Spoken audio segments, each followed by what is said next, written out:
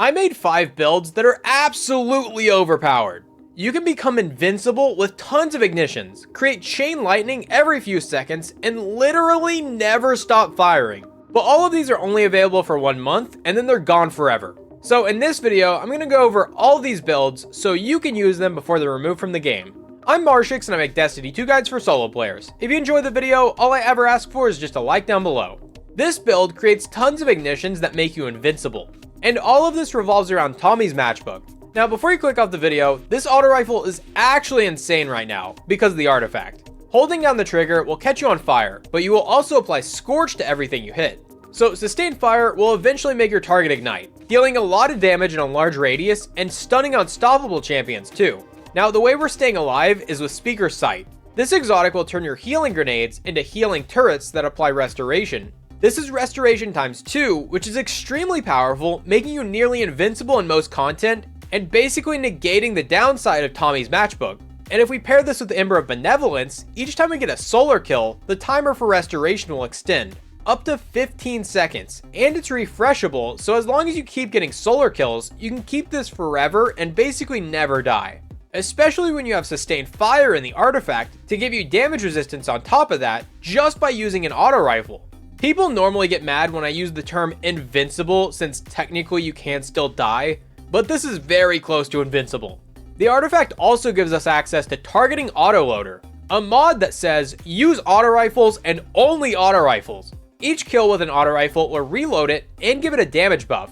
And as you can see in many of these clips, I basically never had to reload because either I got a kill or an ignition got a kill. And yes, ignitions do count as weapon damage, so every ignition will keep this buff going. Speaking of ignitions, Solar Fulmination makes ignitions deal more damage in a larger radius. And that's on top of Ember of Eruption to also increase the size of ignitions. There's also Ember of Ashes to create more ignitions even faster and more often, and Ember of Char to spread Scorch with each ignition, so these explosions can kinda chain off of each other. We're also using all of these mods, and I'll leave a link to the full build in the description so you can just copy and paste it over into your game. But that's just one build. Some of these other builds get even crazier, like this one that creates a lot of lightning and blinding effects. Centrifuge is an arc auto rifle that benefits from all the same auto rifle mods. So every kill will reload it and give you a damage buff, and you get a massive damage reduction while firing it. While you're sprinting, sliding, or firing this weapon, it will build up electrostatic charge. At max charge, kills will create explosions that blind other nearby enemies, and with its catalyst, this will passively charge itself while you're amplified. So that's what we're building around, staying amplified, keeping this weapon charged, and taking advantage of the blind effect. Now this has a much smaller magazine than Tommy's matchbook, so it's a little hard to keep it firing forever. But we do want to keep it firing so we can keep it charged. So the exotic I went with was Actium War Rig. This will steadily reload your auto rifles over time, which effectively doubles the magazine size, making it a lot more forgiving.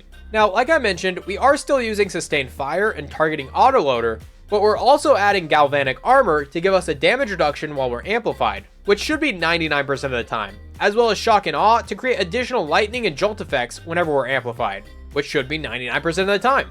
So it was already good at ad clear, and now it's just way better. Now for the subclass, I wanted to do this on Prismatic, but it felt a lot better on normal arc because it has access to Spark of Brilliance to create larger blinding explosions whenever we kill a blinded target, which is very common. Spark of Shock to hopefully get more kills with each grenade, which will make us amplified very quickly. Spark of Amplitude to create orbs of power once we're amplified.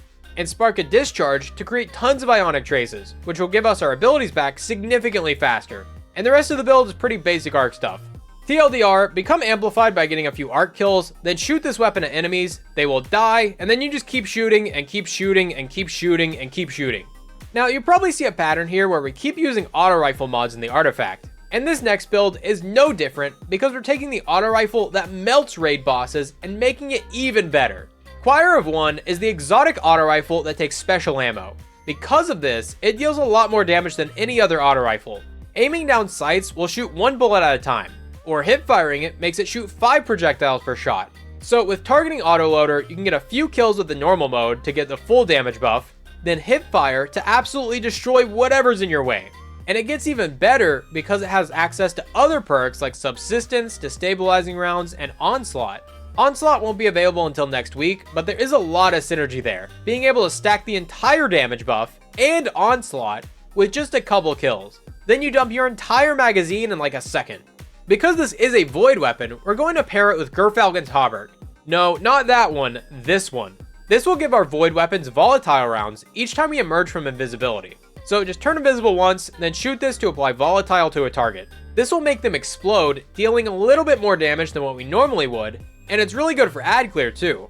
And when paired with Stylish Executioner, this creates an infinite loop where you turn invisible to get volatile rounds, then kill a volatile target to turn invisible, and then repeat the process until there's nothing left to kill.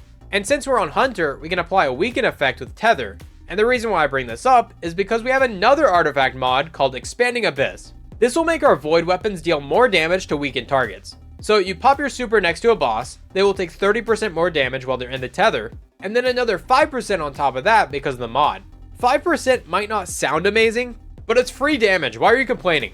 Now for the rest of the build, we're focusing on buffing our damage even more, and looking for ways to stay alive while we get up close to a boss and blow our load all over their face. So we have Facet of Dawn to become radiant just by throwing a shuriken, Facet of Protection to get damage resistance whenever we're near enemies, and we are still using Sustained Fire for another resistance, and Galvanic Armor for even more resistance.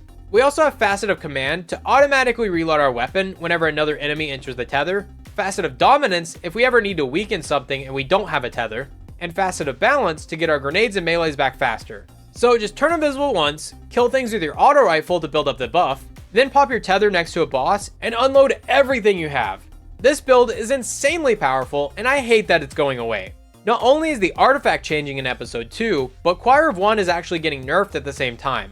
It's currently dealing a lot more damage than intended, and it's definitely not because they overtuned it so we'll play the game more. This next build allows you to hold down the trigger and literally never let go. But first, if you are enjoying this video, be sure to leave a like down below so I can be let out of the basement. Also, I need to stall for about 6 more seconds so I can make this video 10 minutes long. That should be good. The ultimate meme loadout is finally viable. We already went over Actium War Rig, but this steadily reloads your auto rifles even as you're firing them. And since Sweet Business has such a large magazine, you can shoot this for 30 seconds straight without reloading. And that's before any of the artifact mods. So between Actium and targeting autoloader, you just need like 1 or 2 kills every 30 seconds and you can constantly fire this thing, like endlessly. It's not going to deal as much damage as something like Tommy's Matchbook or Choir of One, but it will keep you alive thanks to Sustained Fire, giving you quite literally a constant damage reduction. For the rest of the build, who cares? Throw in kinetic weapon surges and kinetic siphons, then tape down your trigger and never let go. If I had to explain a Titan to someone who's never played the game, I would just show them this clip. This next build has existed for about a year now, but the current artifact brings it from a 10 up to 11. Necrochasm is an auto rifle that increases its fire rate and creates curse thrall explosions after every precision kill. And these explosions will chain, so one precision kill can lead to multiple explosions if enough enemies are grouped up. And if you have its catalyst, you get one for thrall. One for all, but more punny. Now what makes this really special is that each curse thrall explosion applies poison to anything it hits. So if you pair this with necrotic grips, each time you kill a poison target, that poison will spread to other nearby enemies. Then when those die, they will burst into the poison too. So not only do you have chaining explosions, you also have chaining poison. In other words, everything's already dead. Now throw in the same auto rifle mods from before, like Sustained Fire and targeting autoloader, and this thing becomes unstoppable. You can use this with just about any build, but the first one I recommend is a Prismatic Devour build. So you can heal after every kill, and being on Prismatic allows you to use an exotic class item with Spirit of the Necrotic in place of necrotic grips, and then you can use whatever other exotic perk you want. It could be Spirit of Star Eater to make your supers deal a lot more damage, Spirit of Verity for stronger grenades, or even Spirit of the Claw so you can have more melee charges that spread poison. Or if you don't want to use Prismatic for some reason, you can take my good old Suspend build, swap out the exotics for Necrotic Grips and Necrochasm, then just consume your Shackle Grenade and suspend everything after every kill. Most things will already die from your explosions and poison, but anything that doesn't die will become suspended, making it an easy target to finish off. The original build used Nezarec Sin and Graviton Lance to do basically the same thing, but it allows you to always have a grenade to keep your buffs going 100% of the time. While I could show you the full build in depth, I already did in this video, which you can click on right now to see for yourself. Thanks for watching, I'm Marshix, and I'll see you next time.